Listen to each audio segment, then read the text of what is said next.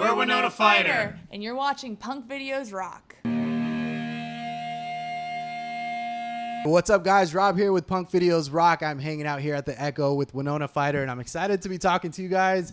How's the tour been so far? Because I feel like I noticed that the tour started with like 3 weeks, and now it's kind of evolved even more. So how has this tour been like? What's the experience been like and the vibes? It's been crazy. It's been kind of one of those moments of like every night we're like, holy shit, like what is going on? Like it's so surreal. And I mean, we've surpassed our, like, we had like a little ticket goal, like, oh, if we did 100 tickets everywhere, that would be awesome. Far surpassed that. It's been extremely surreal and fun. And I think like even the fandom has been really cool. People are showing up dressed as chefs to the shows. It's insane. That's incredible. And obviously leading up to this, or the prior year, 2024, pretty much is what led up to this. 2024 seemed like a very big year for the band. A lot of evolution, a lot of first times, a lot of experiences, signing with Rise. So what has been like one of like your memorable moments of 2024? Because I feel like there's so much to choose from. Oh, should we each say one? Let's go. Let's do it. I don't know. I think maybe most memorable moment of 2024.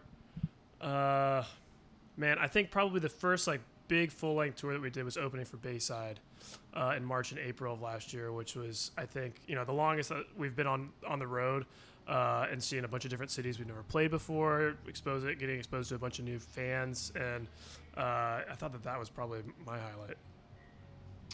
I would say my highlight, we get to do like a lot of really cool festivals that not a lot of like punk alternative bands get to do.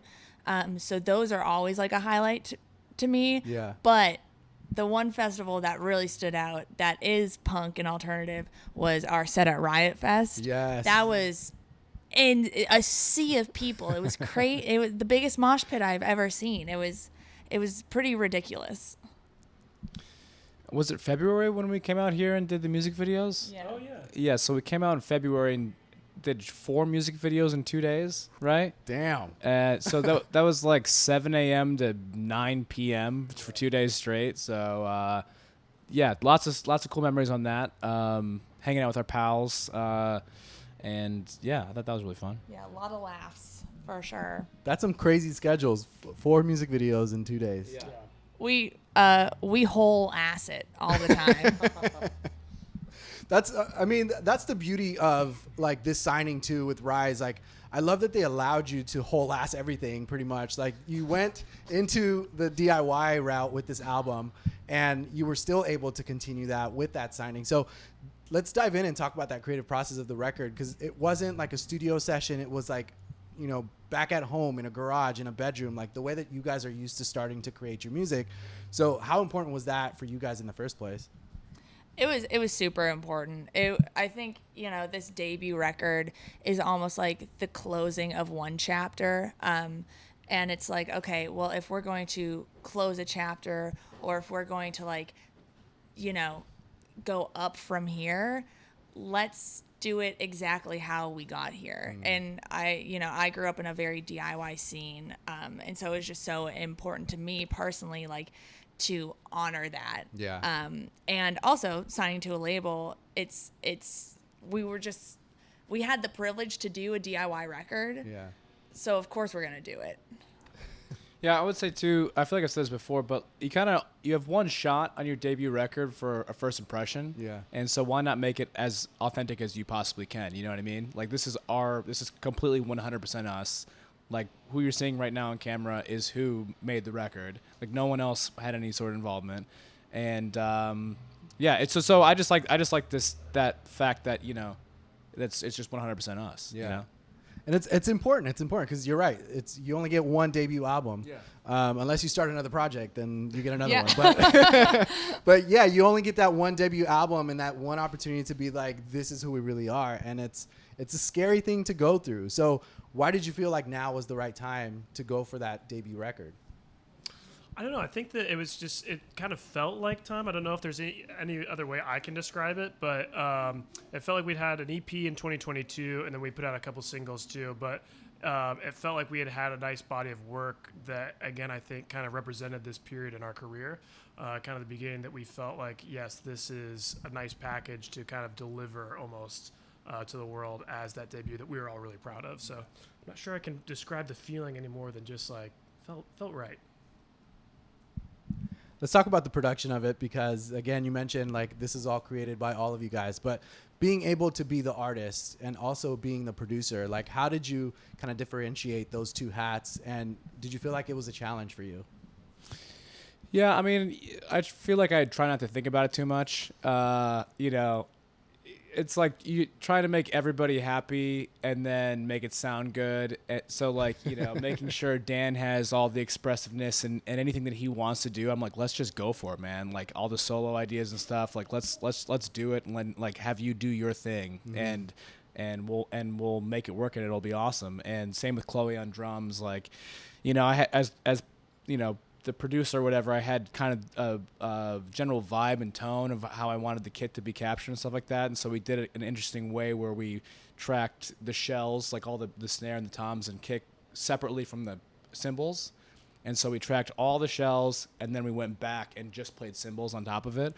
And I thought, and just some records that I really loved did it that way, and they sound amazing. So I'm really happy with how that turned out. And yeah, so for bass, it's just like I just play it in. I'm like, okay. And then you have to kind of like put on a different hat and be like, okay. You have to analyze it and be like, is this good or not? You know, and not have an ego about it at all. And I think that's what's nice about us as well, is we're friends, and we don't really feel like we're not super hard-headed about. I'm probably the most hard-headed about it, but I feel like we can leave our egos at the door. Yeah. And just have a really easy conversation about what, at the end of the day, sounds the best and is the best for the project. So it should be a lot harder than it is, but it's easy with these guys. And I think like a great thing about us too is we each have such a huge understanding of our instruments. Whether that's Dan on guitar, or Austin on bass, or me on drums, it's like we go into the recordings knowing very well, like just knowing our way around what we're doing, which I think helps the process as well. Yeah, if there needs to be any sort of pivoting, it's like not going to be a headache. It's like, okay, I'll just do this instead. Yeah. But at the same time, like you're comfortable with each other, you have fun with each other, but you also want to step it up. So what is that like, being able to get yourselves, whether you telling them or they telling you, like to step out of that comfort zone? Like, is it natural for you guys now, or is it something that's a challenge and every time you guys go into the studio? I feel like we've fallen into a nice routine with it. It seems like you want to bring your best. So I'm not going to just show up, you know, if we're tracking guitar solos or something one day and just be like, all right, well, I haven't even played or listened to this song. Let's just give it a go. I want to try and at least give it a go on my own and like make sure I'm super familiar with what we're working on, so that when I show up, again, you're just putting your best foot forward and making sure that you're as prepared as you can be. It's kind of like anything else, I guess, in that way. Yeah, and just like I feel like we're always just day to day pushing each other to be our best selves, not even to be better, but to just be all that we can be. And I think we definitely challenge each other too, to like in a competitive way almost. But I think that's like, again, the beauty of being friends. It's like you can challenge each other and you can be competitive with each other, and then you can like create this amazing like labor of love album together. What was the writing process like for you, Chloe? Like what really kickstarted that for you? Did you come into it, the idea of creating this debut album, was it a particular lyric or a song that kind of kickstarted everything and then eventually an album kind of flowed out? What was that process like for you? I'm always writing. So it wasn't like a let's sit down and write the record. It was more so, here are a bunch of songs that are 100% what Winona Fighter is about. And it just so happened, like all the songs, I say like now looking back at it, like the theme of the album is the human experience. Like all of the songs are something that has either happened to me or happened to someone I know. And they're all something that one person can like find one song on the album and be like, how does she know me? How did she write this song about me? So I'm always writing, and I think that's how I work best. I think if someone was like, okay, sit down and write the record, we would be sitting there for 5 years. Like, Well, that's something that's kind of beneficial about your first record is that you have your whole life to make it. Yeah. You know what I mean? So this was like probably 3 years of songs. Yeah. Yeah. When it comes back to the writing, though, like because you're also a drummer, the tempos, the beats, the cadences. Do you think about your drums when you're writing these lyrics? Do you think about the lyrics when you're working on the drums? Like, how does that work out for you? Yeah, I think I'm always thinking about all of it all the time. And especially like when I really like the lyrics of a song, but the song itself is just not working, I look at the drums first. So like Johnny's Dead, we wrote it and then it was like, okay. And I was like, no, I love these lyrics. And so I thought, my first thought was like, how can we like improve the drums? Yeah. Is it maybe a beat thing? Is it a BPM thing? And really we just sped the song up. And then it was like, oh my God, this is a amazing song. So yeah, if something's not working, I always think back to the drums because that's how I started. When it comes to recording the instrumentation, which song would you guys say that has been the most or was the most challenging to record and why? Oh. What would you guys say? For vocals, I would say Attention was the hardest. And then for drums, and no one's even going to ever notice this, but there's this drum beat in the second verse of Don't Wallow that Austin was like, that would be pretty cool if you could do that. And I was like, oh, I don't know. And he was like, yeah, but if you could do it. I was like, well, it's not that I can't do it. No pressure. I will do it. So that was really hard. But again, that just goes back to like pushing me to like be my best. Dan? No, I nailed everyone on the first try.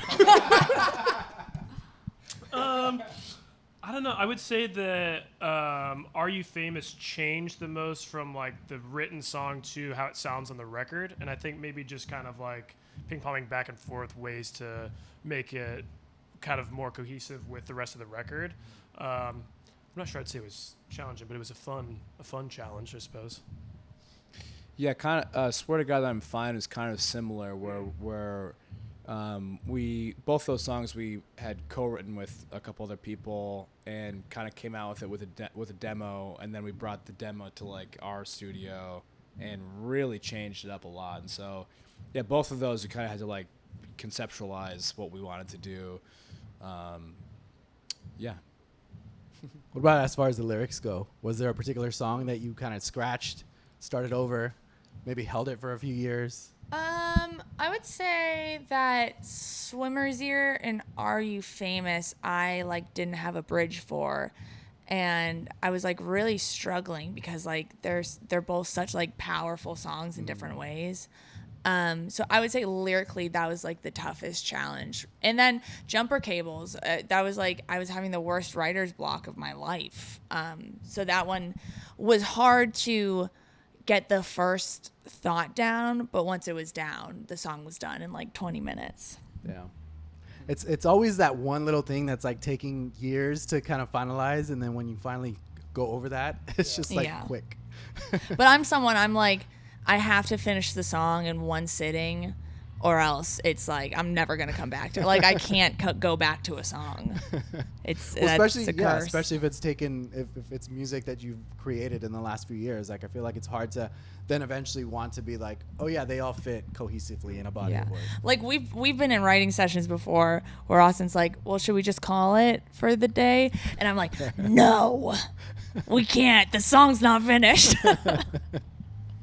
I love that you sprinkled a little bit of some screaming on a couple of the tracks. I wish you. there was a lot more of that because I love your screams. Thank you. What was the idea behind that? Was that on purpose? Was that something that kind of happened during the recording process? And, how do you feel when you scream? Like, do you feel like that's something that could be incorporated in more music for you guys? Well, it's something I've always done live. And so when it came time to do the record, it was like, okay. And the record is such a... There's nothing on the record we can't do live. Yeah. So I just wanted to sprinkle that aspect into it a bit. But actually the Are You Famous scream, which is, I think, my favorite one I've ever done. And I can see a lot more of the screaming and yelling in the future. I really like it. I feel powerful when I do it. Do you want to explain? Yeah, the reference was a System of a Down reference. Serge Tankian is like such an amazing vocalist, and there's a scream, and I forget which song. It's probably Toxicity. It's Toxicity, yeah. And it's like a RAR. Yeah. Like RAWR. And I don't know, was it an inhale or an exhale? I forget which one it was. I did it in inhaling. Yeah. I've never like done anything like that before. But I just thought it would be sick if you could pull something off like that. And you're like, yeah, I'll try it. I think you did it like maybe 4 or 5 times. Damn. I'm like, that's the one. Yeah. Basically, like Austin was like, just get in the booth and keep doing it until we Yeah. get it. And it, again, pushed me. He Pushed said- me to be my best. He said roar, and I pictured Simba trying to learn how Yeah. to roar. Yeah. That's cool because I definitely do want to hear a little bit more of that, or a lot more of that on the records, Yeah. and I'm sure you guys do as well. It's cool how you guys experiment at the same time. Like it doesn't seem. I feel like when bands get signed, it's like pressure's on, right? But you still have that opportunity to test the waters and try so many different things and just be yourselves. What was like? Maybe this is an Austin question, but like, what was one of like the most unique ways to kind of record instruments or sounds for this record that didn't necessarily mean you picked up a guitar, you picked up a drum? Yeah, well, I think, I think one of the things we didn't feel pressure was that it was very comfortable in the studio. We weren't paying for studio time, stuff like that. But one of the most unique ways, I mean, the drums were recorded, like I said, in a kind of a unique way. We kind of had to be slightly creative about guitar stuff because we didn't have like a big like Marshall stack. You know what I mean? How ideally you'd be like in like maybe an ISO booth and we were in a garage and stuff like that. So we used like this thing that was kind of a cab simulator to capture a lot of the guitars. And I like to do real guitar heads, but then a cab sim, so you didn't have to have guitars blasting at like 150 dB and have the cops called and stuff. Because we're like in a residential neighborhood as well. Yeah. So every time we record drums, I'm like, hopefully like no one shows up at the door being like, can you please stop doing that?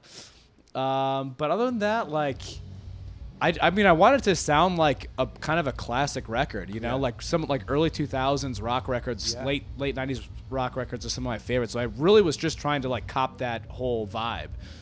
So I didn't do anything too crazy. We did use 2 mics to record vocals on a handful of songs. And to give you your flowers, though, people don't make real rock records anymore. So that Agreed. is kind of crazy. Yeah. Right. That is in itself crazy. To try to do that in a garage is kind of nuts, but I just wanted it to sound like that. But so we used 2 mics on a couple things, and this was a Queens of the Stone Age kind of rip. One of my favorite bands. A lot of the stuff that I do is kind of like trying to rip off them, but Cut it. engineering wise, Too many not secrets. not like song wise, but engineering wise. But so I had 2 mics right next to each other, and one of them is run to like distortion, and one of them is clean, and then you can blend them. So we did that on some songs. Dan, what about, since he mentioned like the amps and the guitars, like for you, like what was that experience like? I feel like honestly it felt relatively natural. When we tour live, we actually, none of us have like physical amps on stage. We're all running Sims, so it wasn't too much of a crazy change. They're so good nowadays. A lot of the time you can like approximate exactly what a Marshall stack would sound like, or Mesa Boogie or something like that. So I was able to kind of, I guess, picture in my head what I wanted it to sound like, and talking through it with Austin, it was like, oh yeah, we can make that happen, no problem. Yeah. So. And we do, and this is kind of another recording thing, but recording the guitar direct, like the sound of a guitar just into, like not into an amp, record that, so then you can send it back into an amp, and then, twiddle with all the knobs and not have to deal with, that while you're trying to record. Get the perfect tone later. That's cool. I always love hearing how different and how many things go behind the scenes that, us, the fans, the listeners, don't really experience. Yeah. We listen to this record and it's like, this shit's amazing. But like, we don't realize like every single step, every kind of creative process that you guys went on top of the creative process for the album to kind of make it happen. And it's really cool. And I love that you guys are still doing it yourselves and not like bringing other people. I'm sure eventually other people might step in and kind of collaborate with you guys. Totally. But, diving back to the lyrics, Chloe, like, I'm curious, like, because this record, like you said, it's like it's such a human record, the human experience. So were there any particular lyrics or a song in general that you weren't even sure if you even wanted to release or put out there? Oh yeah, a lot of them. No, I would say the one that was most like that was "I'm in the market to please no one." Yeah. Because it's just about such a personal thing. It's about my experience with domestic violence, and I was even, I brought it to Austin, but I didn't even show him the lyrics. I was like, oh, I have like a drum idea. So we recorded the drum idea, and then it was like, okay, now let's like add some good. And I had already had the whole song planned out. I was like, oh, maybe we should let's put some guitars on top of it. But that being said, it's releasing that song has like inspired me to never be nervous to release a song about anything. Yeah, like a ever personal again. experience. Yeah, because it's done not only so much for me, and it's not. I'm supported by two of the best guys in the world, but it's done so much for the listeners too. I mean, it's. But between the girls who come up to me after shows and tell me how they relate to it, or the guys who are like scream crying it in the audience, it's like such a. I think you want your fans to not feel alone, but I think like I forget that sometimes. I think I forget like, oh, I'm not in this alone. Like someone is gonna benefit from this song. So that was like the biggest one that I was like.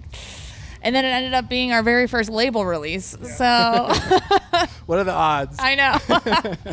Well, I really do hope that you continue doing that. I mean, because music is definitely universal. Like we're all going through it. We're not alone. That's the truth of it all. And it's like it's crazy how impactful every single song could be to someone different. Like, Yeah. And it might not be the same scenario, same story, but it's just like when it hits, it hits. Yeah. So, and I feel like this record did a lot of that. This year is the 30th anniversary of Vans Warped Tour, and for a lot of us music fans, music lovers, like Warped Tour is like not only summer camp, but it's like it allowed us to be ourselves. It allowed us to find ourselves. I'm curious, like for you guys growing up, whether you guys were involved with Warped Tour, like going to the tour, or just knowing about it, what kind of impact it had on you as like not necessarily just a musician, but just like a lover of music. Do you want to go? Yeah, I mean, I think that like anything we all probably had like our bands that we rode for, and then you see them on the Warped Tour lineup for whatever you're like. I'm a huge Angels and Airways fan, and they were on it. Come on, Yes. let's go, Tom. I love you, man. Come on, Tom. And so they were on it maybe like 09 or 08. I'm trying to remember what year it was, and so then I'm like, Oh wait, yeah, thank you. And I was like, oh my god, yeah, this is sick. And then I started listening to other bands through that. everything was magical. See what he did there? Come on. That's just for you guys. You guys are gonna be best friends after this. Yeah, but like finding other bands, like I got into like Dangerous Summer because they were on Warped Tour from that. So just kind of being able to find other bands and expand like your musical vocabulary through that. That was kind of what it did for me. And I think also like the feeling of like, oh, like you can be an up and comer and be on the road and like do a tour like that. When I was a kid, I was in a battle of the bands with Paris. And this was before they, blew up, but they had like won the battle of the bands for Warped Tour in our area. And I just like thought that was the coolest thing. I was like, wow, like this up and coming band from my scene is just played Warped Tour. Like that's insane. That's so inspiring. So I think there's like a lot of inspiration behind it for kids who think like you have to have 1 million followers or 1 billion streams on Spotify to even get close to something like that. Yeah, I mean, so I'm from like the middle of nowhere in Minnesota, and I'm pretty sure like I saw videos of like the craziest crowds ever, and like people crowd surfing. Probably the first time I've ever seen that happen, and I was like, "What is this?" And it was like Vans Warped Tour or whatever, and I'm like, "What? Like, what is this?" It's that's my first memory is probably seeing the craziest crowds I've ever seen. Nice. And then now you guys get to play Orlando. Yeah. Which is incredible. Although I do hope that there's a later announcement saying that you're also playing Long Beach because I need to see you guys on that bill too. Yeah. That would be crazy. That would be sick. Yeah. What does it mean to play Orlando for you guys, especially a place where a lot of big bands, Newfound Glory, Yellow Card, A Day to Remember, got their start from? Florida is like the state where I think we really started to get our start. Like we would play Orlando, Gainesville all the time after we released our EP. Yeah, Fest in Gainesville. Yeah. Yeah. And it's like, Sorry. I think like the first time we were like, holy shit, like strangers are coming out. Strangers in a different place are coming out to see us. And I think the sick thing about Orlando and all of the Warped Tour stops, it's like they're happening in these like punk rock communities, and that is sick. You know, I know people are upset there's only 3 dates, but look at where the dates are. Yeah. I mean, that's like, those are rock and roll cities. That it's just so cool.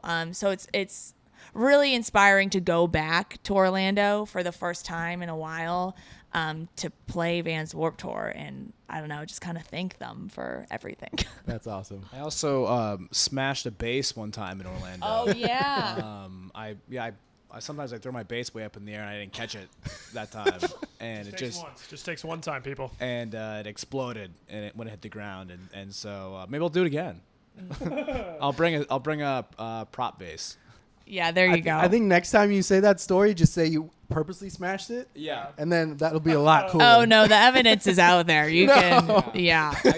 I did once it hit the ground. Then I did actually smash it. I like stomped through the neck. I'm like, yeah. So You're like, you won't get the last laugh. Please. Well, thank you so much for hanging out with me, guys. I'm excited for you guys. I'm excited that this album is out. It's incredible. It's on repeat. For you guys, check out Winona Fighter, new album. Apologies to the Chef is out now, and thanks for hanging out with me. You guys be sure to catch him on this tour, and if not, catch him at Orlando Warped Tour, hopefully Long Beach. And thanks for watching on Punk Videos Rock.